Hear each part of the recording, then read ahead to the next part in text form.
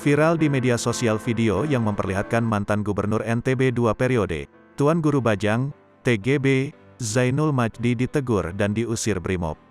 Saat itu TGB tengah menyaksikan gelaran tes pramusim MotoGP Mandalika.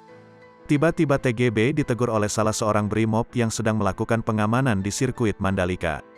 Dilansir dari Tribun Lombok, peristiwa tersebut terjadi di sirkuit Mandalika pada Minggu, tanggal 13 Februari tahun 2022, lalu. Rupanya kala itu Ketua Umum NWDI bersama rombongan tengah menonton para pembalap MotoGP mengaspal dari atas Bukit 360 sirkuit Mandalika. Kemudian Tuan Guru Bajang mengabadikan momen di Bukit 360 dengan lanskap pembalap yang sedang mengaspal di sirkuit Mandalika. Namun setelah berfoto TGB didatangi seorang Brimob bernama Jumatri.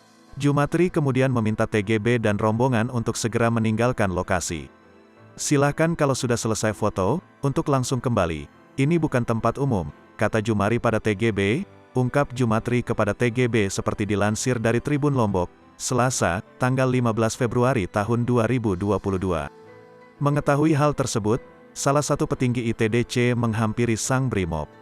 Ia menjelaskan bahwa ia dan TGB telah memiliki akses untuk menonton dari Bukit 360 tersebut. Jumatri kemudian menimbal dengan mengatakan bahwa dirinya sedang menjalankan tugas penjagaan.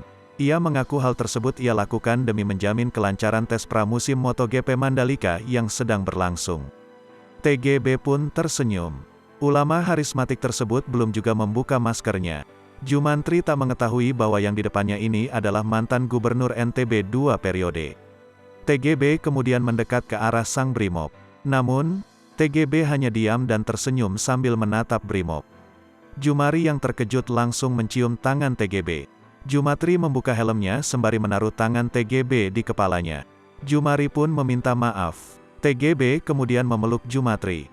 TGB kemudian berjalan meninggalkan lokasi sesekali. TGB tampak menanyakan keamanan sirkuit Mandalika kepada sang Brimob.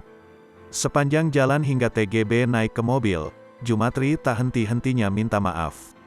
Ia tampak meneteskan air mata.